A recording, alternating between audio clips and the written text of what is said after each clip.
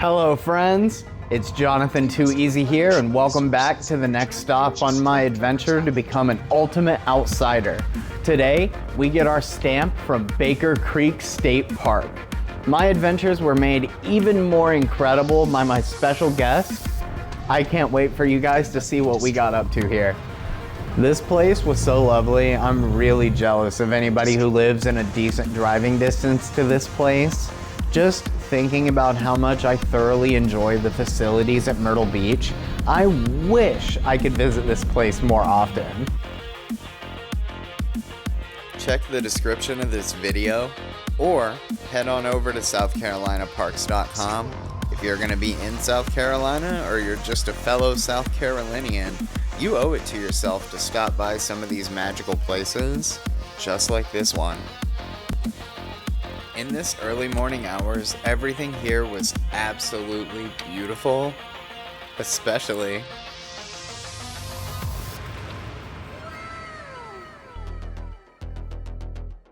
Morgan and I could have just as easily sat right here and not moved at all.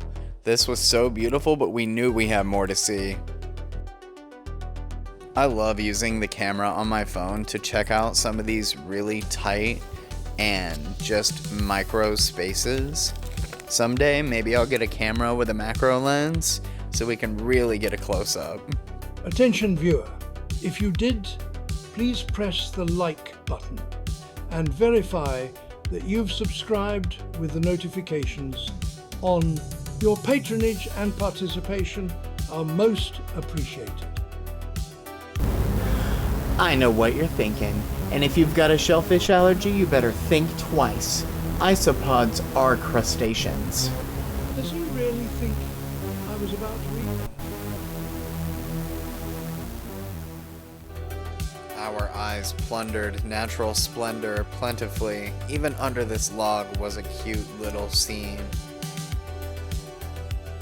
And now for something completely different.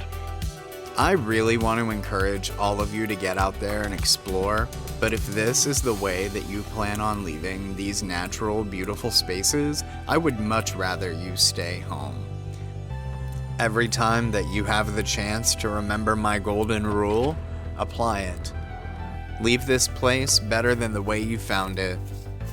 That's exactly what Morgan and I are about to do. Together, with our rubber gloves and long tongs, a little love and appreciation for this beautiful space, we're about to pick things up and make it cleaner than when we arrived so that we do our part to perpetuate the health and growth of such a magnificent space. If you keep your waste to yourself and you go out of your way to remove one piece of garbage from any of these spaces while you visit them, we will make them all pristine and spotless. It's gonna take hard work and dedication. If we really want to see change, we have to do a whole lot. But the stuff that we have control over, like where we throw our soda can away, like for example, I'm about to pull a soda can out of this lake. The paint on this can is almost completely eroded, and in that paint are potentially volatile organic compounds. Volatile organic compounds bond with carbon. Basically any life form on Earth is carbon based, and it wreaks havoc on a molecular level. So this soda can, almost completely leached into the lake, has done untold amounts of damage to life in the short term and long. We are global custodians. When we as humans contribute more to the problem than the solution, we become the pollutant itself. Just like trees, if they could understand that they have a job, a responsibility to filter carbon from the ecosystem, if only we could understand that we too have this responsibility to take care of the environment, if only the understanding could change. Today, I'm asking you to change your field of view.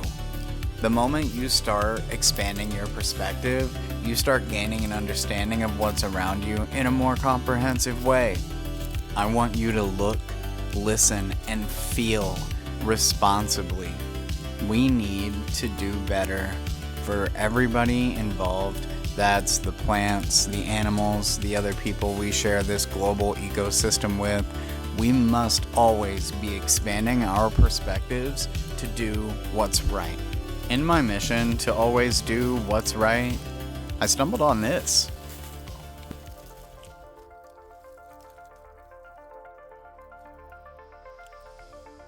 I'm not 100% sure what I'm looking at here, but I am gonna find out. Just seeing this tucked in the tree felt so strange to me, I had to investigate. Carefully removing it from what looked like a shoelace tying it up into this tree, I opened the container to find out that this was actually a geocache piece. On the Baker Creek website, it does say that this place has a lot of geocache locations, but I never expected just to run into one like this. Since this isn't technically litter, I'm just gonna participate and then slide it back where I found it. Leave a little link to my YouTube channel on there. If you want to participate in geocaching, they have a website where you can go check that out. Me personally, I'm not in the mood to sign up for another email notification, so I'm just gonna participate, slide this back in here, and string it up with the same shoestring just the way I found it. Only a little cooler now that it's got a mention to my YouTube channel in there. If you found this geocache and made your way to my YouTube channel from my signage here, I'd love to hear from you in the comments. But now that I've got this strung back up in the tree, Morgan and I are official Geodudes. Neither one of us had spent much time on a boat before, so we decided to rent a kayak and get some experience. And here at Baker Creek, this was the perfect place to get that experience. If you decide to get out there and get a kayak for yourself, make sure to cover up with sunscreen. We really underestimated the power of the sun, and it totally cooked our knees. That was the only place that we decided not to put any sunscreen on, and we sure felt that decision.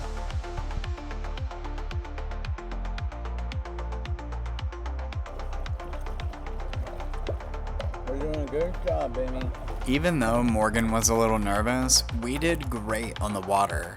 It took us a while to get in the rhythm of not smacking paddles, but we were able to cruise along just fine.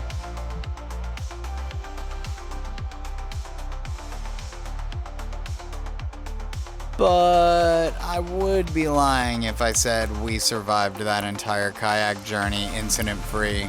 I told you guys to be careful out there. Hello, how are you? I am under the water. Please help me. Here too much raining. Whoa, whoa, whoa, whoa. Morgan, slow down. Before we get too close, let's check the Pokédex. Staraptor, the predator Pokemon. The muscles in its wings and legs are strong. It can easily fly while gripping a small Pokemon. Visually, Staraptor is based on the white-cheeked starling. Its attitude draws inspiration from hawks and falcons, particularly its predatory nature and aerial speed. It can be highly aggressive, persistently attacking even larger foes in spite of illness or injury. The large stakes they're standing on suggest we're looking at its nest. Considering what I had just said about its savage nature, I recommend you gain some distance, Professor. Yikes. Okay, let's go find somebody a little more friendly to film.